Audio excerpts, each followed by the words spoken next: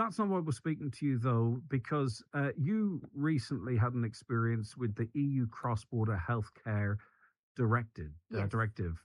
So, how did you come to sort of even have this on your radar that it's something that you might employ? It's obviously through a health matter. Yes, well, that's it. I suppose much like the Letterkenny babies page, it was accidental. I stumbled upon it. Basically, in January, I realised that I had a hernia that needed repaired. And it was, quite a minor surgery, but at the same time, it was something that did need to be looked about. My GP advised me that I would need to take it very handy. I couldn't do any form of exercise or any lifting or anything Mm. until it was repaired. So, of course, I was put on the waiting list for surgery here in Ireland, and I was advised that that waiting list was likely to be at least 18 months long. Wow. And that just wasn't going to be able to work for me in terms of just living my Yeah, normal life. nursing a hernia Yeah, effectively for exactly. 18 months Yeah. minimum, Yes. because you could have got to 18 months and then, For sure, yeah. yeah. So the other option that was put to me by my GP was to consider going private in Northern Ireland, and I wondered how much this would possibly cost. So I was trying to research to figure out how much it would cost if I was to go private to get it repaired in the north. And in my efforts to find the answers to those questions, I actually stumbled upon a third option, which is this EU initiative. Did we ever get the price for the north, or did we change tack? Do you know what? It's part of the process that really frustrated me was I couldn't even get to the bottom of it. Wow. I contacted the hospitals a few times in the north, and I got told prices that ranged in difference by £3,000. And then I was told as well that I could get a partial refund from the HSE. And again, I tried to figure out, well, how much is that refund? And they were saying up to £5,000 if your case is successful. And you have to front load that as well too. So Yeah, you yeah. are potentially digging into your own reserves or borrowing, and you don't know what the actual outcome of that's going to be. Exactly. And so I was trying like everything I possibly could to get the answers to those questions myself. And in my efforts to find those answers, I came across Healthcare Abroad, which is linked to the EU Cross Border Initiative. And this is a directive that was launched by the EU in 2014, as far as I'm aware. And I assume that before Brexit, people could go to Northern Ireland and avail of this same system when Britain was still part of the EU. But that all, of course, changed with Brexit. You can still get treatment fully paid for in Northern Ireland under the National Treatment Purchase Fund, but that's something different. Yeah. I think, and that is dependent on you being on a waiting list by the HSE and then them referring you for surgery. Yeah, and I think I'm not. I think it's changed a little bit now. I think as soon as I don't think you have to be on. There used to be a time you had to be on a wait list for a certain amount of time, but I do know people that. But it depends on the condition and what you can recoup. And totally. The one thing we get an awful lot here is that people are going into service stations to get receipts, and I know they're trying to work on all of that, but it can feel like a gamble. Totally. And even your experience with looking at NI, what you might get back felt a little bit like a gamble. Right. Sure. So there's no wait lists for this scheme that you went through. So once you got the leaflet or the knowledge, how clear was the information and what were you learning from the get-go? Well, when I found out about Healthcare Abroad, I went onto their website and I started reading all of these testimonies from people who had used their services. And to be honest, it seemed to me almost too good to be true. Everyone who had engaged with this company was raving about it, saying that it changed their lives and it was the best thing they ever discovered and blah, blah, blah. And just typically Irish, I suppose, I just felt very skeptical. I was like, there's bound to be small print. There has to be a catch. If something is too good to be true, then it genuinely is. So I was very, very skeptical myself.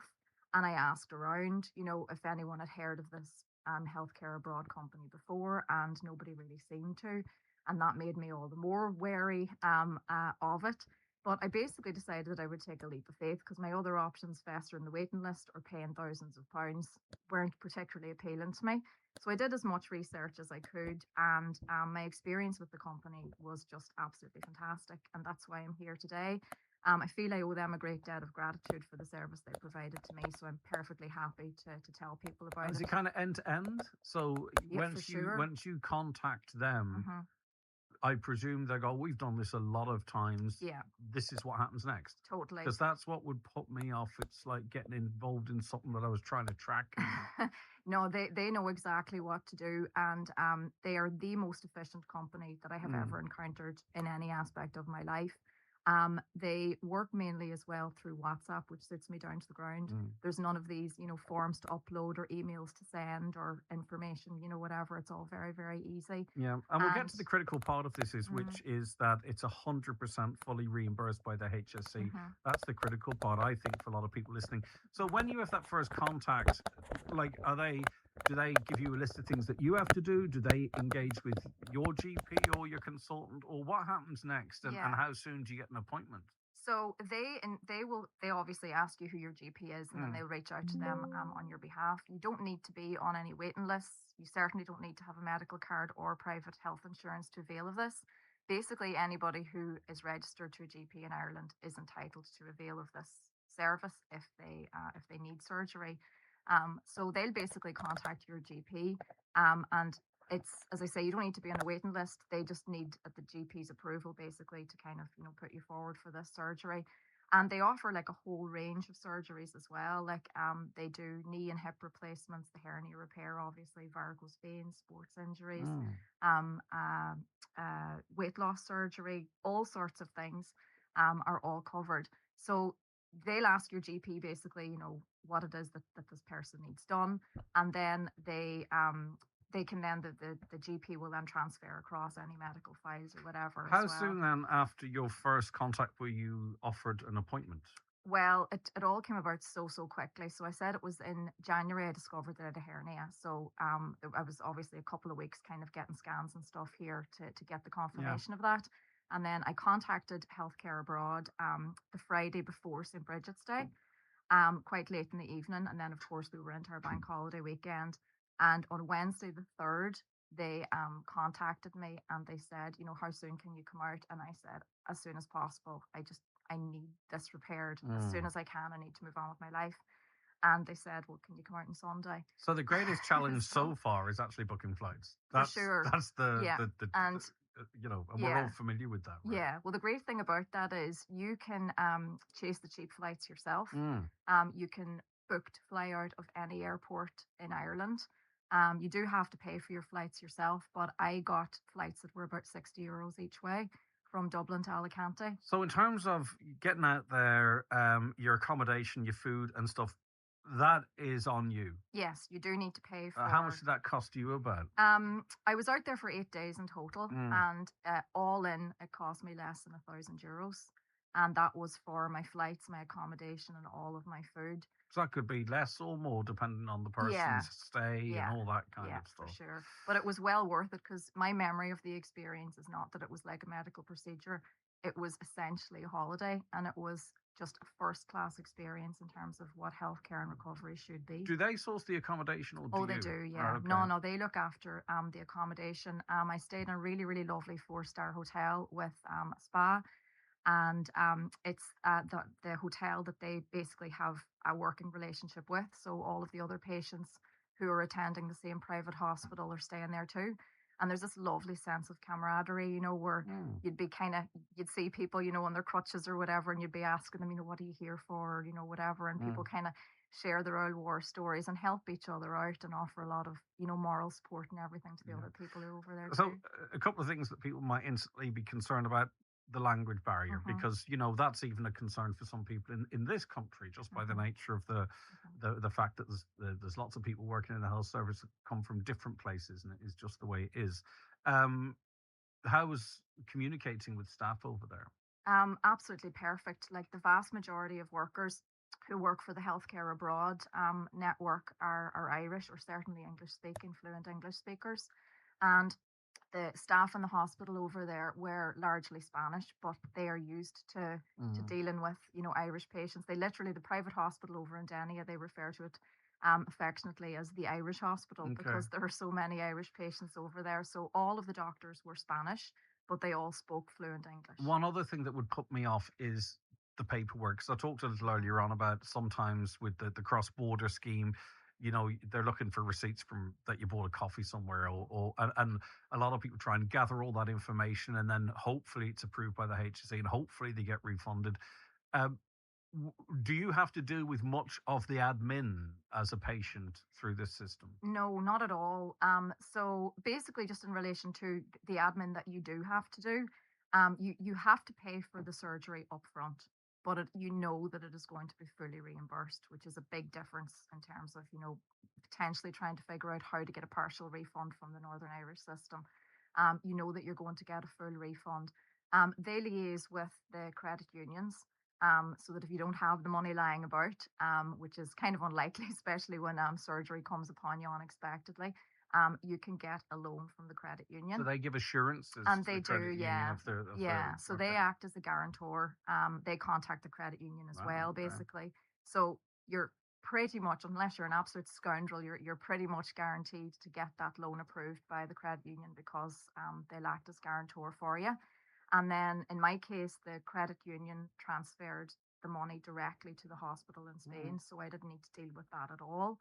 And then the paperwork was, in my opinion, quite minimal for the loan because it was, it was guaranteed. So I did need to, go down and sign a bit of paperwork in the credit union. It was very But straightforward. again, that's stuff we do often do, or many of us do, generally speaking. Yeah. So it's the Yeah. extra stuff that we wouldn't be familiar with that they Oh, seem for to pretty sure. much And deal with. they deal with all of that. So that was the only paperwork that I did have to fill in. In terms of filling in the paperwork for the refund from the HSE, that is all covered. And that is all done for you by the people who work Did it for take long healthcare for abroad. the HSE to process the reimbursement? Yes, it does. In fairness, like I think they say that it takes about 16 weeks, but at this stage, I actually still haven't got my refund yet. However, it is coming very soon because I got a call a couple of days ago from someone from the HSE saying that they were in the final stage and they wanted to confirm my details before sending the money.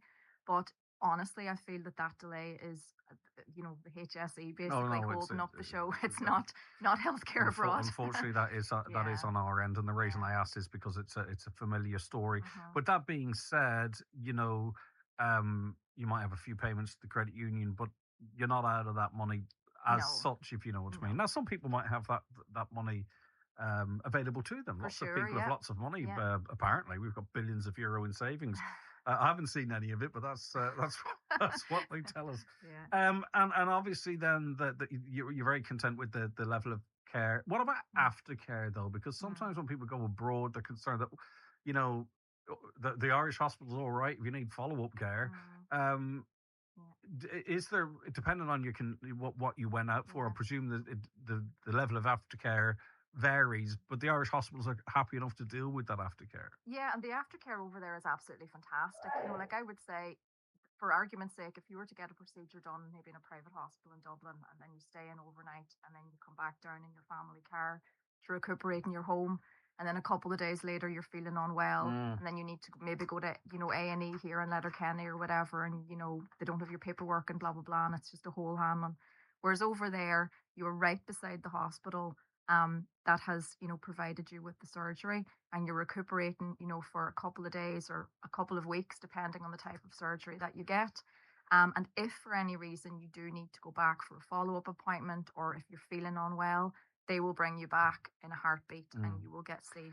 There is an straight irony away. here in that some people travel from other countries to here to avail of this. Yes. Not necessarily your Yeah, well, they specific, could absolutely. but they do. It's European wide. They so, do, and yeah. it's because it's tapping into the Mhm. private element of things. Yeah, yeah. So if they have any capacity to do some of this Yeah. stuff, people from Spain or Portugal are coming Yeah. here. But anyway, They also actually, I such is should the say, system. just they offer fantastic physio as well in terms of their aftercare for anybody who needs it. I didn't need any, to recover from the hernia. But Okay, well, for the knees and hips, yep, they that's bring it. you. Yeah. So, in Louise's experience, it was hernia repairs, hip and knee replacements, gallbladder removals, cataracts and ENT procedures, varicose veins, sports injuries, physiotherapy post-surgery is also covered by the scheme. Healthcareabroad.ie, if you want to have a look at it. Yours was a very positive experience. And the purpose of this phone call, and to be honest with you, like it would be fantastic if we had a health service where you could get instant care here. We don't. Yeah.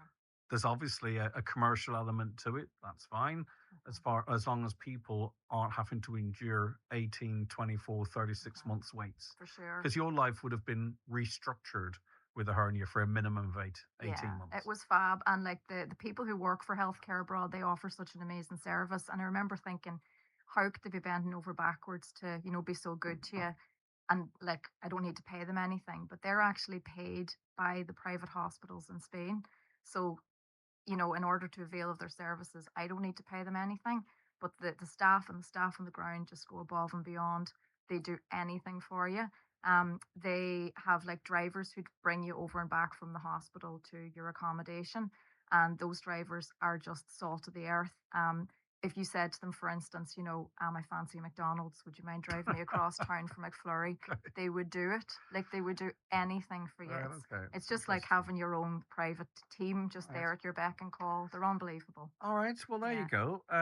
That's Louise's story. Louise, thanks for calling up. Appreciate it. You're in good form now. Yes, absolutely. Excellent. Very successful. Good Thank stuff. you very All right. much. Where would you be now? January, February, March, April, May, June, July. You'd be, at best case scenario, a third of the way through your and wait. I'm actually I need to ring them and cancel it, but technically I am still on the waiting list for hernia repair in Ireland, and I haven't heard boo from them since. So there you go, because that's a Yeah. level of uncertainty as well, and I would be scared, if you missed a letter or an email, say it was posted, could you be removed from it? could There's this, surely, that's yeah. what worries people as well. So you'd be up to high dough. Mm-hmm. Listen, great to hear you're doing well. Continued success with everything you do, including Letterkenny Babies. And again, thanks for calling up. No problem. Thank you, Greg. If you want more info, you can check out healthcareabroad.ie.